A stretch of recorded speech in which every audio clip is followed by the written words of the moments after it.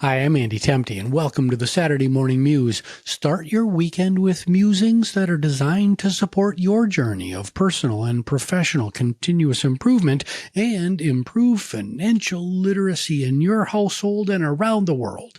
Today is March the 8th, 2025. Today, we're going to continue our conversation about the interrelationship between value, price, and decision-making and their role in financial literacy. The purpose of focusing our financial literacy conversation on value is to reduce personal expenditures on the things that don't really matter to us.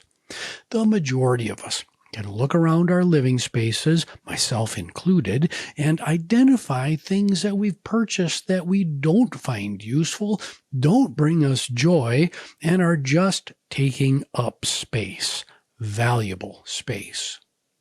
By focusing on value during the consumption process, we force ourselves to consider how the goods and services we buy add value to our lives. The goal is to limit frivolous, unnecessary spending and free those resources up for saving, investment, and/or purchases that will truly make a positive impact on our lives.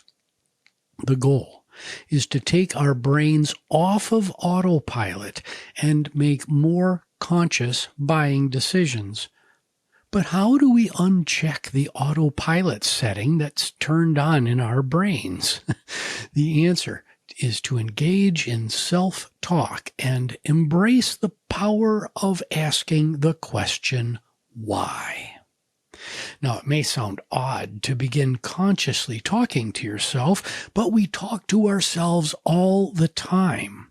Our subconscious mind is continually prattling on, giving us directions about where to go, what to do, what to say, and what to buy. By flexing your self-talk muscles, you give less agency to your subconscious and more agency to your awake, conscious mind to make better, more informed decisions. Now, I assume that you've heard the phrase, going through the motions. That phrase aptly describes the subconscious mind at work. Many of us go through the motions of our day, and we don't really question the things that we do. We go to the same places, take the same routes, and we buy the same things over and over again. We do this because it's easy to relinquish control over our lives to our subconscious mind. However, this is a dangerous path to take because our minds are filled with bias and fixed opinions about the ways that things have always been done in the past. Engaging in self-talk is a great way to actively challenge our preconceptions and beliefs about value and gives agency and power back to our conscious mind. To get a sense of the biases that clutter our minds and that impact our ability to make sound decisions with our money, I encourage you to visit the Decision Lab's website and their exhaustive list of cognitive biases that are most applicable to behavioral economics. And that's really what we're talking about, how we feel about purchases, how we feel about money. That is the study of behavioral economics. So here are 6 biases I'd like you to focus on. The first is a doozy. It's called confirmation bias. Here, we give greater weight to existing beliefs, and we tend to ignore or minimize information that is not confirmed by what we currently believe to be true. Confirmation bias leads to poor decision-making because potentially valuable information is not considered. To minimize confirmation bias, check your ego at the door and use facts and other objective sources of information as a check on your beliefs. Most of all, be ready to accept that you might be wrong. Next is decision fatigue. Here, our ability to make good decisions falls when we're tired or if we're overwhelmed. Note that decision fatigue can occur when we're mentally tired, but also occurs when our knowledge of a subject is low. So, avoid making decisions when you're mentally drained and when more time is needed to process a complicated purchase. Next is the disposition effect. Here, we tend to hold on to losing assets too long because we dislike the feelings of regret that we have, or our ego tells us that if we just hold on a little bit longer, the asset will increase in value because, damn it, we were right in the first place. The disposition effect is related to the concept of loss aversion, which is the bias that we feel the emotional sting of a loss much more than we feel the joy of experiencing a gain or a win.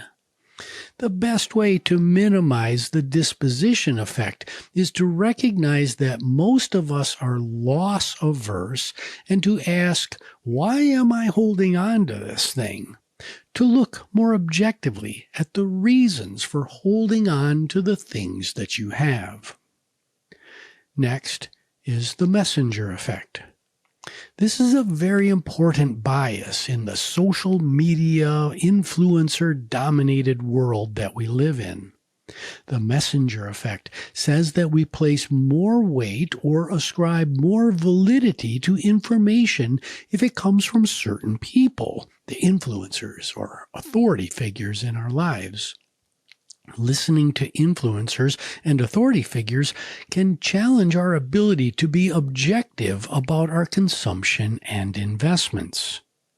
You can minimize this bias by recognizing that the intentions of influencers and authority figures may not be pure.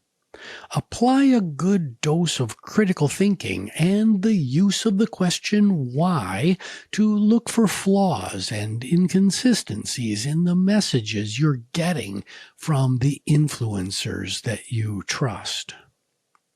Next is optimism bias. Here, we routinely overestimate the likelihood of positive outcomes, and as a result, we are overconfident in the decisions that we make.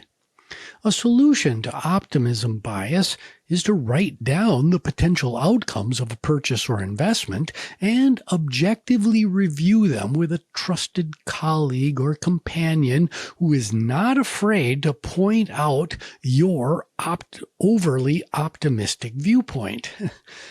Finally, we have the sunk cost fallacy. Let's suppose you've put a lot of time and energy into evaluating a potential purchase or investment. Then, late in the game, bad news arises about its prospects. Instead of halting the purchase or investment, many people will minimize or ignore the potential impact of the bad news and will move forward anyway, only to regret their decision later.